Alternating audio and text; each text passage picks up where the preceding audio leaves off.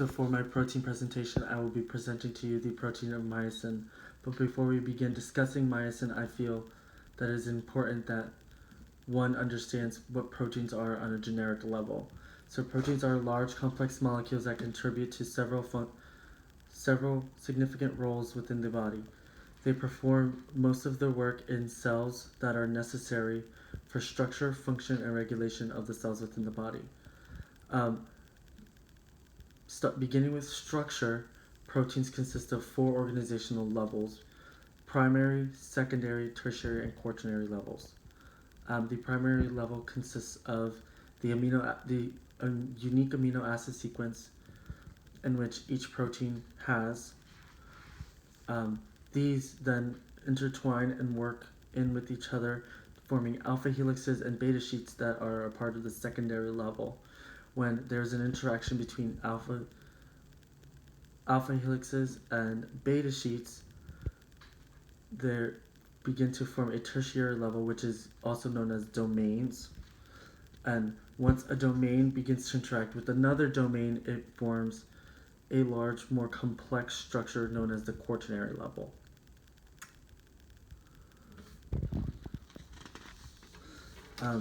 It is vital to understand that structure is very influential on the function of a protein. If a protein was not encoded correctly at the primary level, the structure of the protein will not fold correctly, therefore it will not be able to function correctly.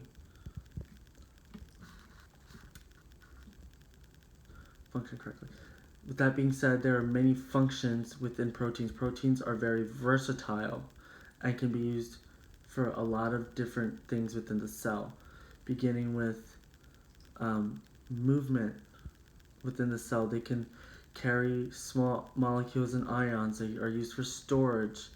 They can detect, carry, and transmit signals. They are also used for DNA regulation, turning on and off DNA. And they have the ability to specialize within a cell that can be used for anything the cell needs to survive.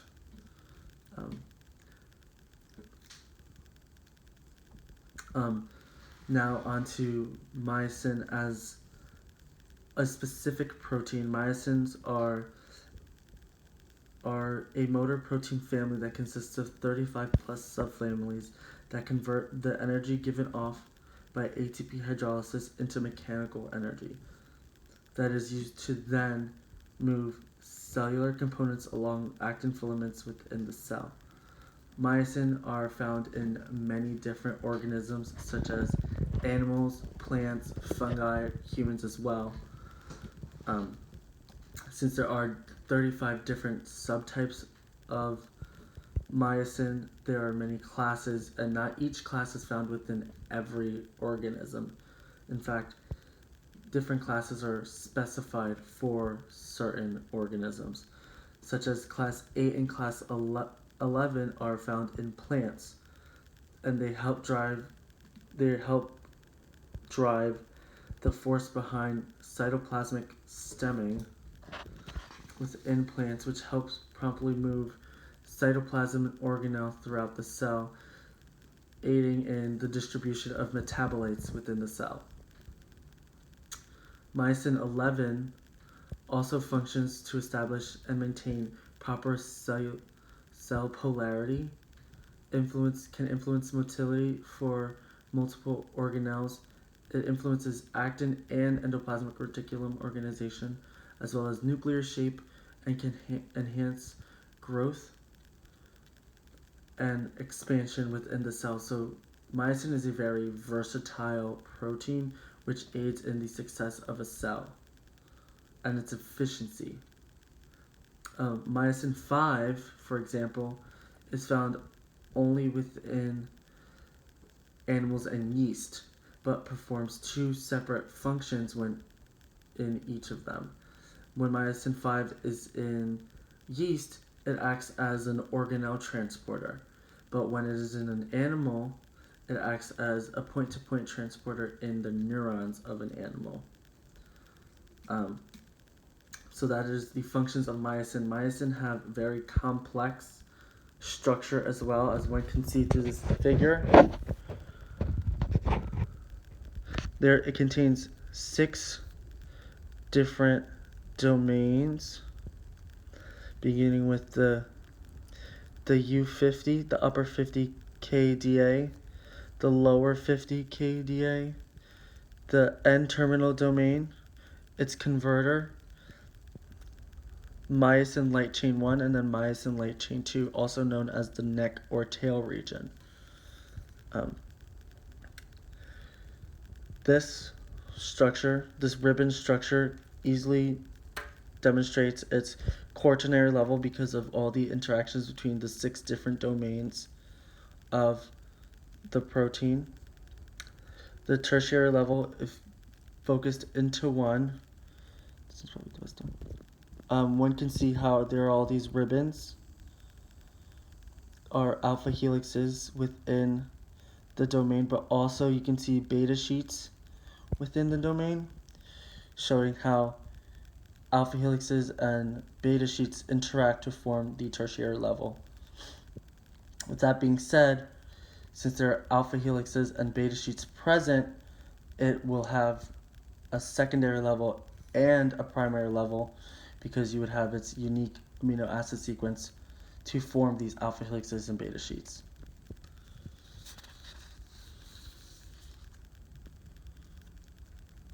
Specific parts within the structure of myosin are that there are P loops found within this domain over here. This is the cleft of the protein.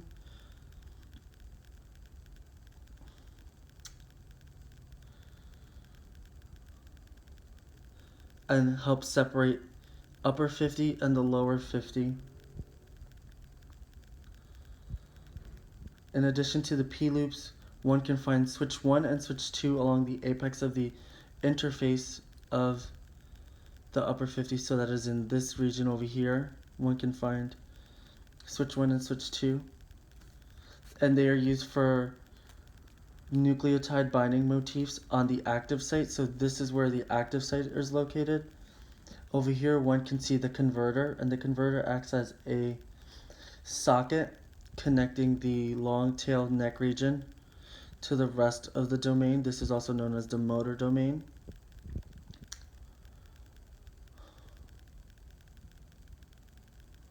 This socket acts as a lever arm, which allows for the motor domain to be able to change conformations.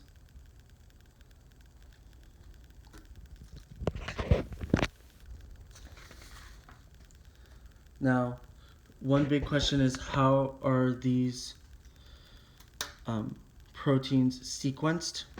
So here one can see that this is a DNA sequence of a rabbit uterus, smooth muscle myosin, heavy chain, which is the whole full length of its DNA, and one can see that there are an abundance of base pairs. Up here we can see here's A and here's B, and those are primers of the RNA which are used to form the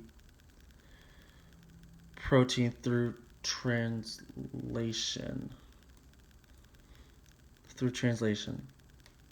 I have down here the separate 5' to 3' genetic coding which becomes myosin protein.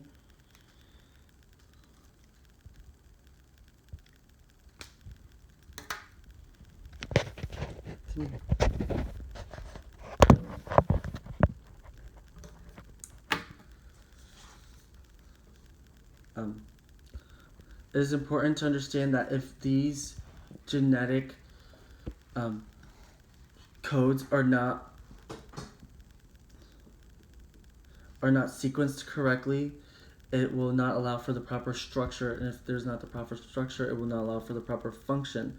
When there is a mutation within the genome of myosin, it can result in several different myopic diseases such as deafness, cerebellar motor learning deficits, myosin storage myopathy, kidney disease, and cataracts.